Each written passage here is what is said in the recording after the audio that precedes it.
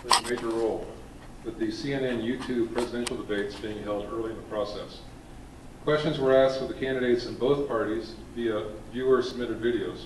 Most of these dealt with divisive issues respective to each party.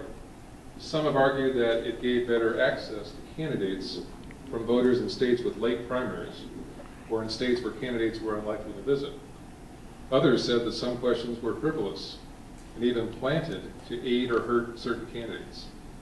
So in the word of one TV and radio talker, what say you? John, we'll start with you, and then Anjeanette, followed by Frank. Well, there was some controversy over some of the people who were asked the questions. They tied them into the Clinton campaign in one case, and I think that was unfortunate. I don't think that was the best idea in the world. It's not because I don't think that the public should be involved. I think that's good. But I think some of the choices, I mean, they were ridiculous questions, and they showed people at their worst. It was like why, some people write that, the weak link in democracy, the voters.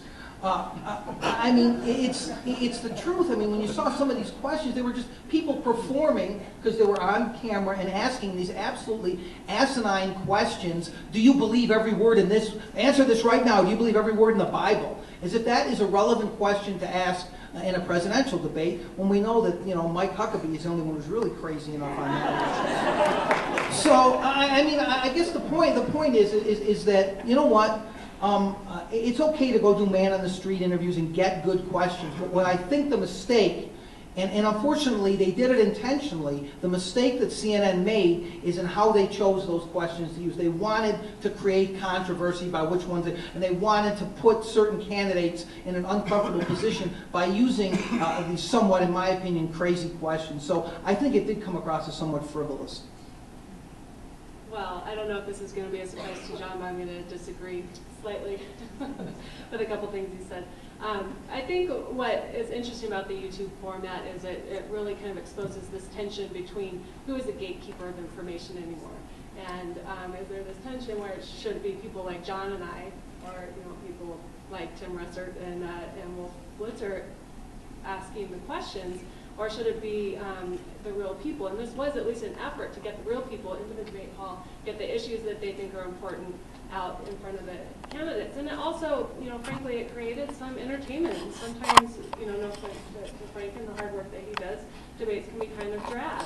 And, of course, it is a solemn, important event, especially when you get into general election time. And so maybe these are a little bit more appropriate early in the cycle, early in a primary.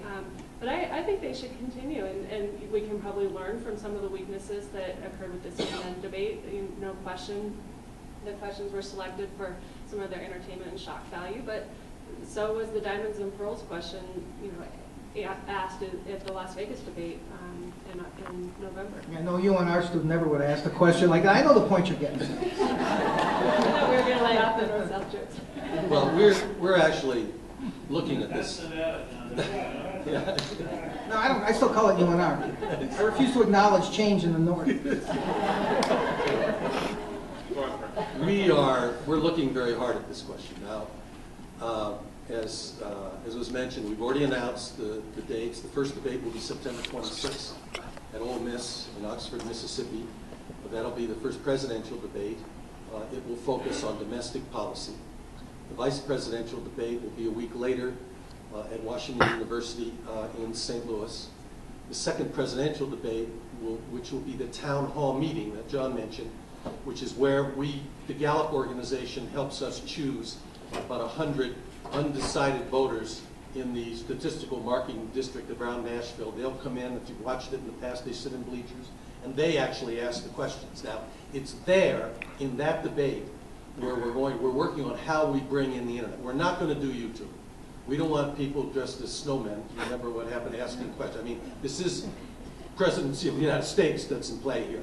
But we're working now, we've got a lot of people looking at us, how for maybe half of that debate, half of them will be question asked by the citizens who are there, the other half will somehow tie in the internet or something. We're working on that, we're going to announce that when it's over. The final debate will be a week later, the final presidential debate at Hofstra University on Long Island. Now, the debates will all be 90 minutes long, and this is a change in format to some of the criticisms that I think are justified in the past. But you must realize this is the first presidential race in 56 years that there's no incumbent president or vice president involved. Now, when you have incumbent presidents and vice presidents involved, the White House tends to be very difficult to deal with. And so our philosophy in the debate commission has always been 2 steps forward, 1 back, 2 steps forward, 1 back. And so we've taken a little bit more away from the candidates. And the candidates actually helped us 4 years ago.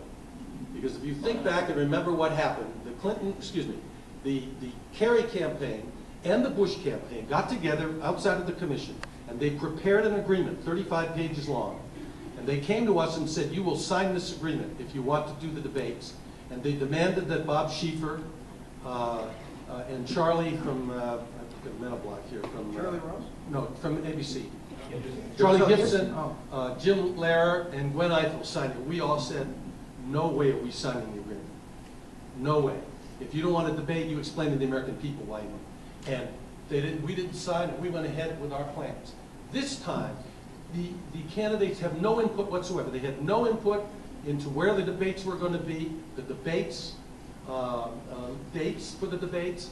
They're not going to have any involvement in picking the format. The format's going to change this time. In the 2 debates, one-on-one, there'll be 10-minute segments on a subject. The moderator will ask candidate A a question, candidate B the same question, and then for 7 or 8 minutes, they're going to go at each other. The moderator's going to get the candidates to go at each other. So you will really get some interaction.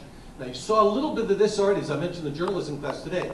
We worked with Charlie Gibson before he did the ABC debate, when he did back-to-back about a month ago. He did the Republicans first and then the Democrats.